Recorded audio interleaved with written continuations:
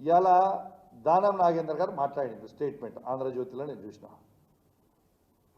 BRS party అట బిచ్చగాలన్నమాట. Mister Danam Nagender సాబ్, బిచ్చగానివి నువ్వు, అది మేమన్నే. మీ ముఖ్యమంత్రి నువ్వు బిచ్చగానివి దివాన్ షా బార్ దగ్గర బీడీలు అమ్ముకుంటున్నావు అని అన్నది మీ ముఖ్యమంత్రి రేవంత్ రెడ్డి గారు. బిచ్చగాను అనేది నువ్వు, మేం కాదు కదా. పూటకో పార్టీ పూటకో మాట ఉండేటోనివి నువ్వు కదా. కాంగ్రెస్ పార్టీలో ఉన్నావు, దాని తర్వాత తెలుగుదేశం పార్టీ పోయినావు, దాని తర్వాత మళ్ళీ కాంగ్రెస్ పార్టీకి వచ్చినావు, మళ్ళీ తర్వాత మళ్ళీ బీఆర్ఎస్ పార్టీకి వచ్చినావు, మళ్ళీ కాంగ్రెస్ పార్టీ పోయినావు.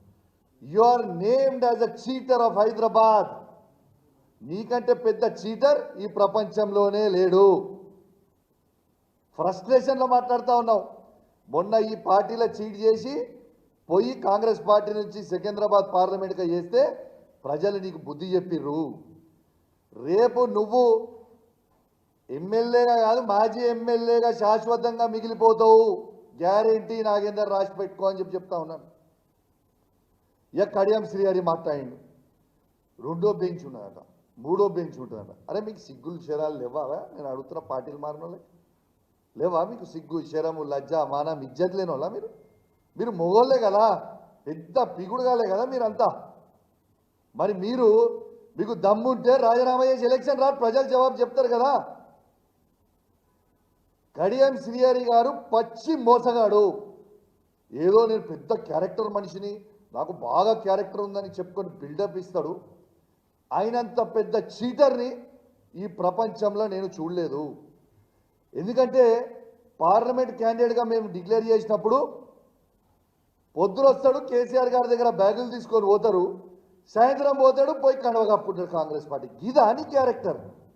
You are a cheater, you are a characterless fellow. నీకు క్యారెక్టరే లేదు. ఇంకా నువ్వు ఏదో పెద్ద నీతులు మాట్లాడాల్సిన అవసరం ఏం లేదు. నీ స్టేషన్ పూర్ ఎలక్షన్లలో నువ్వు గెలుచుడు దేవుని గిరిగా, కానీ డిపాజిట్ తెచ్చుకో. డిపాజిట్ తెచ్చుకో. నువ్వే మొగను అయితే పో. డిపాజిట్ కూడా రాదు. ఆ పరిస్థితిలో ఉన్నారు ప్రజలందరూ. వేచి చూస్తూ ఉన్నారు. ఈ 10 నియోజకవర్గాలలో ఎలక్షన్లు ఎప్పుడు వస్తాయని వేచి చూస్తూ ఉన్నారు. ఇక నిన్న గాంధీ మాట్లాడతాడు, నేను పార్టీ మారలేదు, నాకు పార్టీ లేదు, నేను ఇంకా టీఆర్ఎస్లోనే ఉన్నా, నేను కాంగ్రెస్ పార్టీలో చేరలే, దేవుడు కడవ కప్పిండు ఇదని చెప్తుడు. ఎందుకే ఎంత భయము? మళ్ళీ మీరు గెలవరనా? ఎట్లావు గెలవో డిసైడెడ్.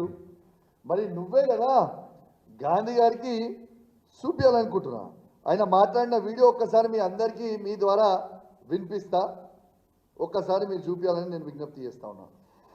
మా సీనియర్ నాయకులు చాలా మంది మిత్రులు శ్రేయోభిలాషులు అందరికీ కూడా నిన్న ఫోన్ చేయటం, వారి అనుమతి తీసుకొని వారందరి సమక్షంలో వాళ్ళ కలిసి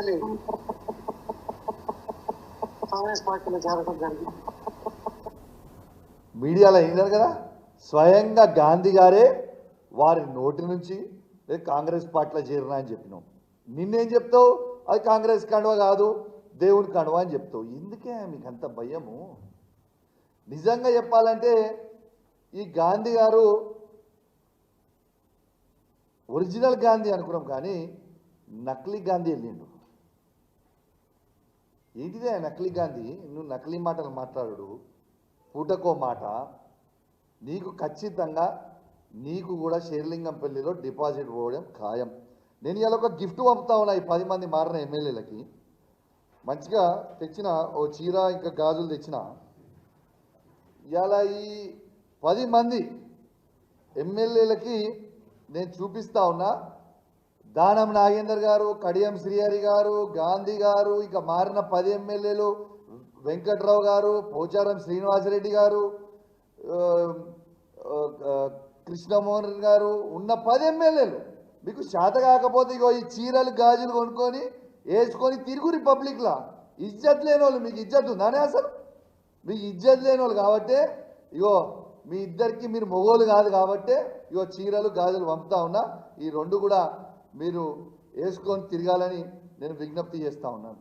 ఇలా ఎందుకు ఇంత మాట అంటున్నా అంటే, నిజంగా దమ్మున్నంటే మొగోని లెక్క రాజకీయం చేయాలి. గజ గజ ఎందుకు కొనుక్కుతుర్రా ఇలా కోర్టు డిసిషన్ రాగానే మీరు అందరూ ఒకడేమో నేను పార్టీలో చేరలేదని, ఒకడేమో సుప్రీంకోర్టు బెంచ్ ఉండదని, ఇంకోటేమో ఇంకోటని ఖచ్చితంగా ఈ చీరలు గాజులు వేసుకోవాలి. మీరు రిజైన్ చేయకపోతే స్పీకర్ గారు నిర్ణయం తీసుకున్న కంటే ముందే మీరు రిజైన్ చేసి ఎలక్షన్లకు కోరి, లేదు అంటే ఈ 2 రోజులలో మీరు పోలేదంటే ఖచ్చితంగా ఈ చీరలు గాజులు మీ ఇంటికి కొరియర్ చేస్తా, అడ్రస్ కొని కొరియర్ చేస్తా, గ్యారంటీగా చేస్తా. అది కూడా మీడియా సమక్షంలోనే చేస్తా. ఉట్టికి కూడా ఏం చేయాలని తెలియజేస్తూ, మీరు ఎంత గజ వణికినా మీరు కేసీఆర్ గారిని మోసం చేస్తే ప్రజలు ఎవరు క్షమించడానికి సిద్ధంగా లేరు. ఖచ్చితంగా మళ్ళా మేము కేసీఆర్ గారి నాయకత్వంలో ఈ 10 నియోజకవర్గాలలో ఖచ్చితంగా మళ్ళా బీఆర్ఎస్ పార్టీ జెండా ఎగిరేబోతా ఉన్నామని చెప్పి సందర్భంగా తెలియజేస్తా ఉన్నాను. ఎలక్షన్లు రావడం తథ్యం. మీరు అవునన్నా కాదన్నా, మీకు ఇష్టం ఉన్నా ఇష్టం లేకుండా మీరు చేసిన మోసానికి ఎలక్షన్లు రావడం తథ్యం. మీరందరూ మాజీ లవుడు ఖాయం. ఇది రాసి పెట్టుకోరని చెప్పి సందర్భంగా తెలియజేస్తూ సెలవు తీసుకుంటా ఉన్నాను.